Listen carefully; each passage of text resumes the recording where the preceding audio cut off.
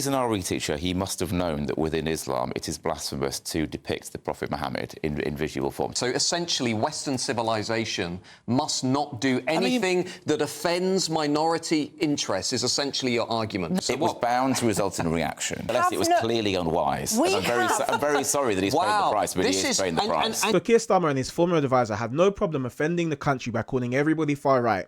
But when you offend the Muslim community, that's where they draw the line. In this video, you're going to see Matt Goodwin expose how our liberal establishment would rather protect the feelings of people who follow a man that married a 6-year-old and slept with her when she was 9 than they would want to protect the freedoms of the British public. So we're going to see this, and stay to the end because I've got a Bible verse that brilliantly ties all of this together. And if you want to connect or support the channel, check the links in the description. Let's dive in. Briefly ask a question. Do you not find the term Islamophobia problematic? No, I don't, and I genuinely don't. And I've never had anybody explain to me in a way that seems coherent or reasonable the difference between Islamophobia, which means anti-Muslim violence, and anti-Muslim violence. That's literally what Islamophobia means. Remember, he said coherent or reasonable. Yeah, let's listen to the response. Islamophobia is about the religion. It is about... No, it's not. It's about anti-Muslim violence and anti-Muslim crime. Islamophobia, as defined, is an irrational hatred or fear of Islam. Now, within that, there are legitimate concerns about the capacity of Islam to integrate into Western ways of life. So the criticism of Islamophobia as a term is that it's used to shut down debate about the religion of Islam in Western societies. I don't think that's the intention. I'm sure, I really don't know. I don't know the people organising this month, but I would very much doubt that that's their intention. But certainly, example, when I hear that term, I don't feel like anybody's trying to shut down my ability to discuss the presence of Muslim people in society. But we have lots of people who are Muslim in the UK. The vast majority of them live their lives, very honourably, just the same as the rest of us. This is really weird. He's a former Labour advisor, and he doesn't know that even the Labour Party adopted the all-party parliamentary group on British Muslims' definition of Islamophobia, which said that it's a type of racism, even though Islam is not a race, or that attacked Muslimness or perceived Muslimness. So saying anything critical of the perception of Muslimness, whatever the heck that means, would have classed as Islamophobia. It's not just violence against Muslims. Where is he getting this from? And they're lovely people. I agree with that, but we also have a teacher still in hiding in this country for being seen to have criticised the religion of Islam. I mean, where does the Labour Party and the Labour government stand on that? What did that particular teacher say or do, if you don't mind my asking? I wasn't aware of this particular Well, you see, that in itself speaks instance. volumes. So you're not aware that a secondary school teacher from Batley is still in hiding with his family in this country because a local mob basically put his life in danger because he had appeared or was perceived to have criticised. I wasn't aware. No, what do you know what he said or did? This is a national... The Batley school teacher. No, I wasn't. No. So this guy's talking about Islamophobia on national TV, and he's not even aware. And he's a former advisor he was an advisor at this time to the Prime Minister, and he's not aware that a school teacher, had to flee, has gone into hiding because he showed this class a picture of Muhammad in UK, in England, where we don't have blasphemy laws. He's not even aware. This shows you our establishment. This shows you our government. Which is why I'm asking the question as to what this teacher did. Absolutely astonishing. So this was, we're testing my knowledge, but I'm hoping that I'm accurate here. It was an RE teacher that within the confines of a lesson showed a depiction of the Prophet Muhammad.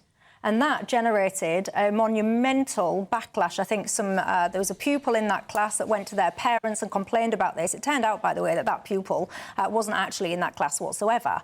But the very fact that you don't know, I would imagine that by now everybody would be at least aware of this incident and appalled by it, because it happened in this country. It was a long time ago. Nobody really called it out, actually, I would say at the time. And people have continued to shy away from this fact in this country to this present day. It was almost like we had some kind of blasphemy laws, which we don't have in this country, by the way.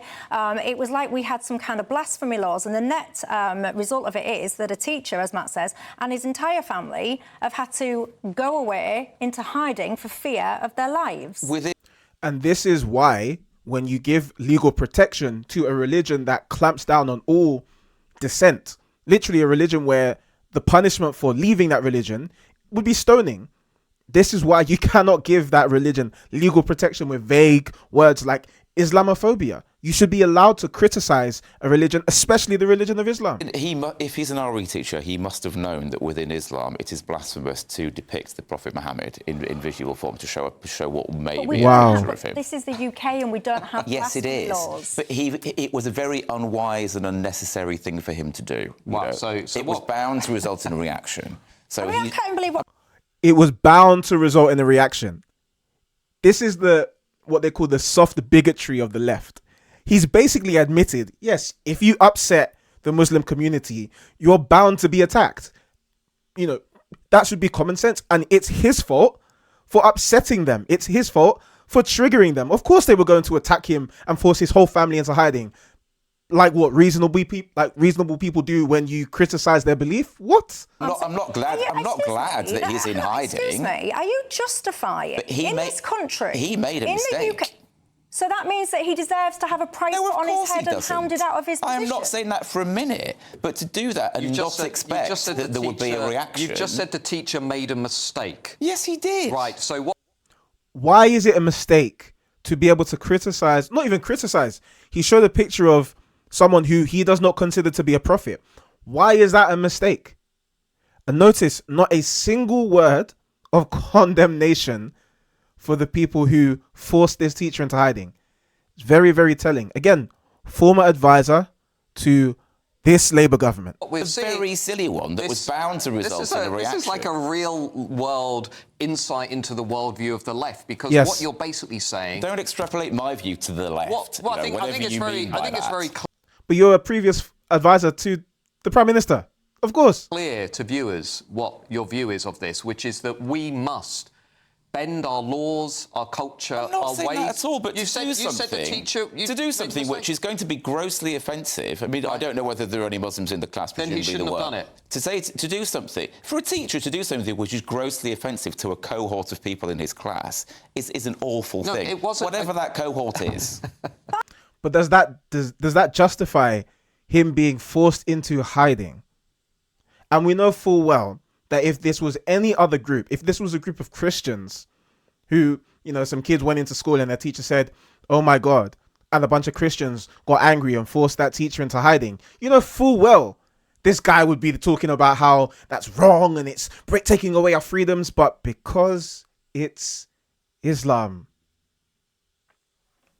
the standards are different. I can't even believe my eye. I can't even believe my ears. I mean, I'm genuinely shocked that I actually didn't know about this. So Charlie Hebdo were wrong to have made depictions of the religion of Islam. Why do something that you know is grossly offensive to a section of your community? I don't understand that at all. So I really don't. Right, OK. Well, this in itself, I think, is revealing insight. So essentially, Western civilization must not do anything that offends minority interests, is essentially your argument. No, I'm not saying that. That is what you're saying. No, but I am saying, why do something either as a teacher or as a magazine, in the case which is a French magazine, by the way, in case you've... Why do it? Because you want to express your views freely in a liberal democracy. And you see the double standard, because Keir Starmer will stand up and he'll talk about everyone being far right and offend millions of people, and he will have no problem with that. I saw this guy's Twitter account and he had no problem talking about Brexiteers and talking and saying things that many people would have found offensive. And yet he has a problem when it comes to offending Islam, because it's clear that for these people, they'd rather protect the feelings of followers of a man who married a 6-year-old and slept with her when she was 9 than they would want to protect the freedom of British people. That's what we're dealing with. But there's no need to enrage or grossly offend a section of your community, whether you're a teacher or whether you're a magazine. So in which case we should... I don't go around thinking it's my right as freedom of speech to be able to offend people. OK, so we should limit free speech and free expression on the altar of not offending minority groups. All of us live in a world in which our free speech and our expression is limited by the fact that we live in a decent society. And indeed, there are laws out there that stop us saying or doing certain things. And that is the price that we all pay for living in a decent society. There are no laws against what this teacher did. But nonetheless, it was clearly unwise. I'm very sorry that he's paying the price, but he is paying the price. He's paying the price. So the price of criticizing Islam is that your family is going to go into hiding.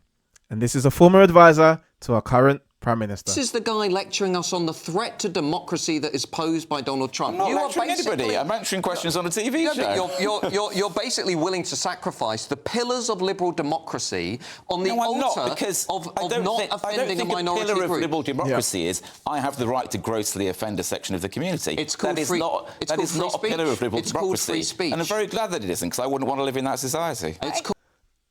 And therein lies the problem. Therein lies the problem. Our establishment don't want people to have freedom of speech. Free speech, in which case I suggest... But can I just... Free speech does not give you the right to grossly offend a section of the community. Right. One thing we've seen here is why so many people in the liberal establishment are called useful idiots.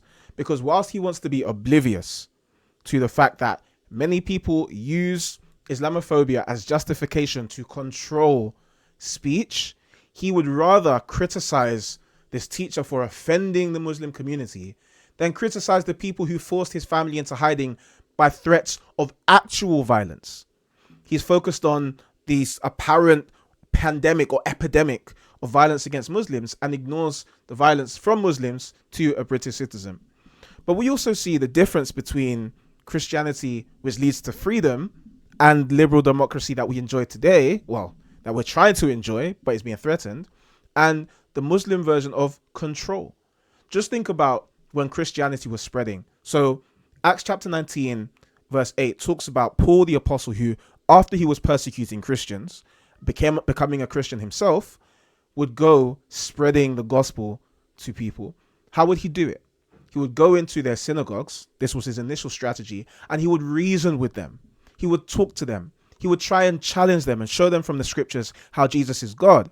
Because he recognized that the way for him to get to people isn't by just controlling them and forcing their submission. Compare that to how Islam spread. Within 150 years of Islam's beginning, the majority of the places, in fact, I think you could even say all of the places where Islam was dominant was because of military conquest. This is because Christianity is a religion of freedom, trying to liberate people, whereas Islam is a religion of control. The reality is, unless we recognize that, and unless we en masse return to the Christian roots that built up the civilization that we enjoy, we're going to see people like this guy, again, former advisor to our prime minister, which means he was in the prime minister's ear, which means he thinks like the prime minister. He influenced the prime minister.